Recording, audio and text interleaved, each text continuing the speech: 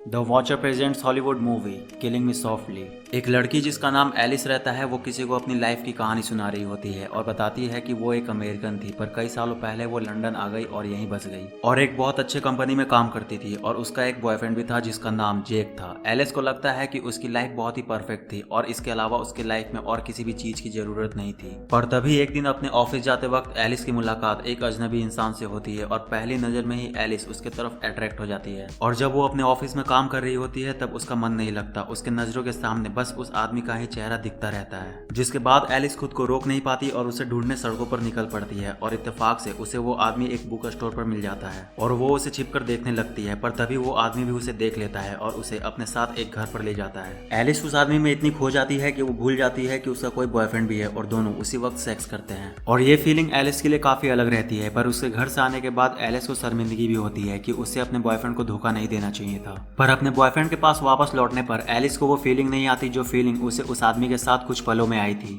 और कुछ दिनों बाद जब एलिस उसी बुक स्टोर से गुजर रही होती है तब उसे उस स्टोर पर एलिस को उस आदमी की एक बुक मिलती है जिससे उसे पता चलता है कि उसका नाम एडम था और वो एक माउंटेन क्लाइंबर है और एक वक्त पर उसने 6 लोगों की जान भी बचाई थी, जिसके बाद उसकी इमेज एक हीरो जैसी बन चुकी है। एडम के बारे में जानने के बाद एलिस को उससे और भी ज्यादा अट्रैक्शन हो जाता है और वो दोबारा एडम से मिलने चली जाती है। और वहाँ एडम एलिस से कहता है कि वो उसे बहुत प्यार करने लगा है और वो चाहता है कि वो अपने बॉयफ्रेंड को छोड़कर उसके पास आ जाए। एडम की बात सुनकर एलिस ऐसा ही करती है। वो जेक से कहती है कि वो उसे छोड़ रही है, उसे कोई और मिल गया है। एलिस की बात सुनकर जेक गुस्से में आ जाता है और एलिस को उसके घर से निकल जाने को कहता है, जिसके बाद एलिस उसी वक्त उसके घर से निकल जाती है और एडम के घर चली जाती है। पर वहाँ एलिस को एडम के बदले एक लड़की मिलती है जिसे देखकर एलिस घबरा जाती है। तो वो लड़की एलिस से कहती है कि उसका नाम डेबरा है और वो एडम की सिस्टर है और ये घर उसी का है। तो एलिस डेबरा से पूछती है कि अगर ये उसका घर है तो एडम यहाँ पर क्या कर रहा था। तो डेबरा एलिस को बताती है कि उसके अपने घर में कुछ काम चल रहा था तो वो कुछ दिनों के लिए उसके घर पर रहने आ गया था। इसके बाद डेबरा एलिस को एडम के घर का एड्रेस देती है, जिसके बाद एलिस सीधे एडम के घर चली जाती है। एडम एलिस को देखकर बहुत खुश होता है और फिर दोनों एक ही साथ रहने लगते हैं। और इसके बाद एलिस धीरे धीरे खुद को एडम के लिए बदलने लगती है। वो हर पल और भी ज्यादा सुंदर दिखने की कोशिश करती है ताकि एडम का उसे कभी मन न भरे।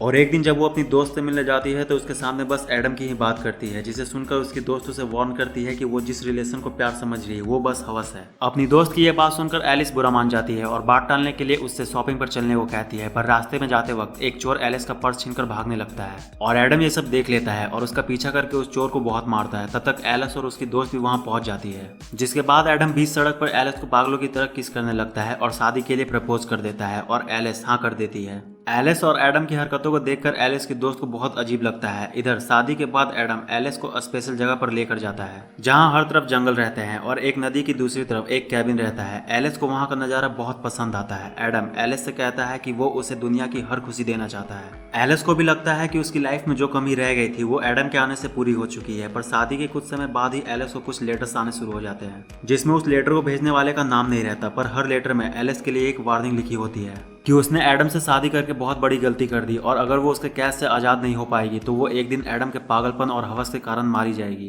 पर एलिस उन लेटर्स को इग्नोर कर देती है और इसके बाद एडम एलिस को एक पार्टी में लेकर जाता है, उससे ये कहकर कि वो बस एक नॉर्मल पार्टी है। उस पार्टी में डेबरा भी मौजूद रहती है और वो एलिस को गिफ्ट के तौर पर एक नेकलेस देती है। और जब एलिस वॉशरूम से वापस आती है तो उसे पता चलता है कि वो पार्टी स्पेशल उसी के लिए था। एडम की इतनी केयरिंग की वजह से एलिस उन मिस्टीरियस लेटर को भूल जाती है। पर एक दिन ऑफिस में एलिस को उस न्यूज रिपोर्टर का कॉल आता है जिसने एक बार एडम का इंटरव्यू लिया था। वो न्यूज रिपोर्टर एलिस से कहती है कि एडम के बारे में आर्टिकल छापने के बाद उसे एक लड़की ने लेटर भेजा है जिसमें लिखा है कि एडम ने उसका रेप किया था। एडम के बारे में ऐसी बात सुनकर एलिस नकली न्यूज रिपोर्टर बनकर उस लड़की के घर चली जाती है। उसे लगता है कि वो मिस्टीरियस लेटर भी उसी लड़की ने भेजा होगा, पर उस लड़की से बात करने के बाद एलिस को पता चलता है कि उस लड़की का उन लेटर से कोई लेना देना नहीं है और वो बस एडम पर झूठा इल्जाम लगा रही है ताकि उसे एडम से कुछ पैसे मिल सके। इसके बाद एलिस वहां से वापस लौट आती है और उसे इस बात की खुशी रहती है कि एडम ने किसी का रेप नहीं किया है। पर एलिस के मन में एडम के लिए शक पैदा होने लगता है क्योंकि उसे अभी भी नहीं पता रहता कि उन मिस्टीरियस लेटर को किसने भेजा था। एलिस सच्चाई जानने को बेताब हो जाती है और उसके मन में एडम को लेकर कई सवाल उठने लगते हैं, जिसके बाद एलिस एडम के पर्सनल लॉकर को खोलकर देखने का डिसाइड करती है। और उस लॉकर को खोलने के बाद एलिस को उसमें से एक लड़की की बहुत सारे लेटर्स मिलते हैं जिसका नाम एडल रहता है। वो लड़की उस लेटर में एडम को छोड़कर जाने की बात कर रही होती है, जिससे एलिस को एडम पर और भी ज्यादा शक होने लगता है। पर तभी एडम घर वापस आ जाता है। अगले दिन सुबह होने पर जब दोनों नाश्ता कर रहे होते हैं तब एडम एलिस से उसके नेकलेस के बारे में पूछता है कि वो नेकलेस उसे किसने दिया।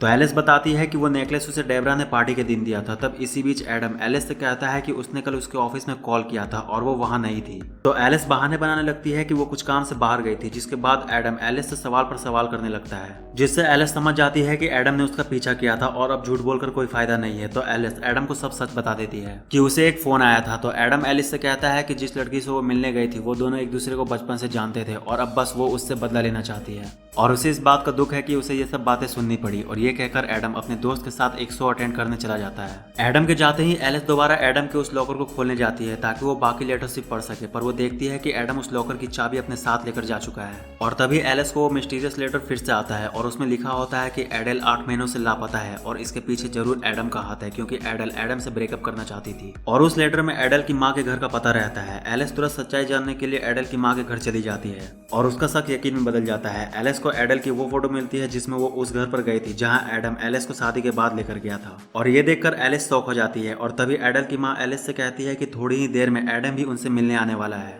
जिसके बाद एलिस तुरंत उन फोटोज को लेकर वहां से भाग जाती है। पर जब वो घर आती है तब एडम उसे अचानक बांध देता है और उससे कहता है कि वो ये सब फालतू की हरकतें क्यों कर रही है, उसे उस पर भरोसा होना चाहिए। तो एलिस कहती है कि उसे एडल की लेटर्स मिली थी। तो एडम कहता है कि मिले थे का मतलब क्या होता है, आखिर उसने वो लेटर उससे छिपाए ही कब थे।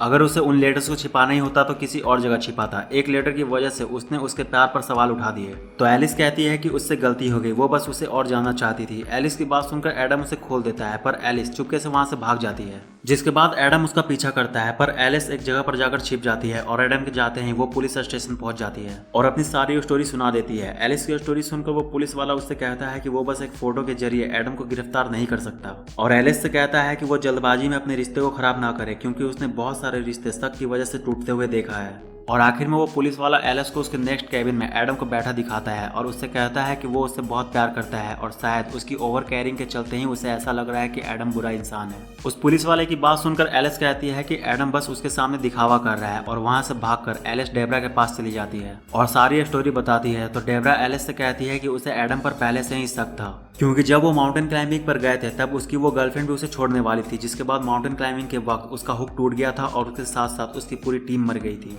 डेबरा एलिस को वो हुक दिखाती है और उस हुक के बारे में बताते हुए कहती है कि वैसे हुक 1000 kg वेट तक उठाने के लिए बने होते हैं और वो टूट नहीं सकते, पर उनका हुक इसीलिए टूटा क्योंकि एडम ने शायद उनके हुक को बदल दिया था। डेबरा की बात सुनकर एलिस उससे कहती है कि वो अभी भी एडम को पकड़वा सकती है अगर वो एडल की बॉडी को ढूंढ ले। एलिस तुरंत डेबरा को लेकर एडम की कैबिन के लिए निकल जाती है और डेबरा से कहती है कि उसे पूरा यकीन है कि एडम ने एडल की बॉडी वहीं कहीं दफनाई होगी। रास्ते में डेबरा एलिस से कहती है कि उसे भी एक बात उससे कहनी है। उसे जितने भी मिस्टीरियस लेटर्स मिले थे उसे उसने ही भेजे थे, क्योंकि उसे शुरू से ही एडम पर शक था। इधर एडम भी डेबरा के घर पहुंच जाता है और एडल की फोटो और हादसे में टूटे हुए हुक को देख लेता है, जिससे वो समझ जाता है कि दोनों उसके कैबिन की तरफ गए हैं। एडम भी तुरंत कैबिन के लिए निकल जाता है। दूसरी तरफ एलिस और डेबरा दोनों कैबिन के पास पहुंच जाते हैं और वहां खोदना शुरू करते हैं और एलिस को एडल की लाश मिलती है। पर तभी वो देखती है कि एडल के गले में भी सेम नेकलेस है जो डेबरा ने उसे दिया था। तब डेबरा कहती है कि आखिर उसे भी सच्चाई पता चली गई, दरअसल उसी ने एडम की बाकी गर्लफ्रेंड्स को भी मारा है और अब वो उसे भी मार देगी। उसके अलावा एडम किसी का नहीं हो सकता। पर वो जैसे ही एलिस को मारने जाती है एडम वहां पहुंच जाता है और डेबरा को रोक लेता है और उससे कहता है कि उनके बीच पहले जो कुछ भी हुआ था वो एक बचपना था। तो डेबरा कहती है कि अगर वो उसका नहीं हो सकता तो किसी का नहीं हो सकता और वो एडम को ही मारने के लिए आगे बढ़ने लगती है। पर तभी एलिस एडम के फ्लेयर गन से डेबरा को मार देती है और इसके बाद एडम एलिस से कहता है कि उसे उस पर यकीन करना चाहिए था। वो बस उसकी हिफाजत के लिए उस पर नजर रख रहा था, क्योंकि उससे पहले उसने जिससे भी प्यार किया था सारी मारी गई थी। और ये कहकर एडम एलिस को छोड़ देता है और आखिर में एलिस बताती है कि वो फिर दोबारा एडम से 2 साल बाद मिली, पर दोनों ने एक दूसरे से बात नहीं किया। पर एडम उसके वहां से जाने तक उसे देखता रहा और आज भी वो इसी सोच में रहती है कि काश उनका प्यार आखिरी समय तक टिक पाता। और मूवी यहाँ खत्म हो जाती है। तो यार बस इस वीडियो में इतना ही। वीडियो कैसी लगी कमेंट करके जरूर बताना और अगर ये वीडियो आपको अच्छी लगी तो इस वीडियो को लाइक कर दो और इस तरह के और मूवीज देखने के लिए चैनल को सब्सक्राइब करके बेल आइकन को प्रेस कर लो। तो मिलते हैं नेक्स्ट वीडियो में, तब तक के लिए बाय।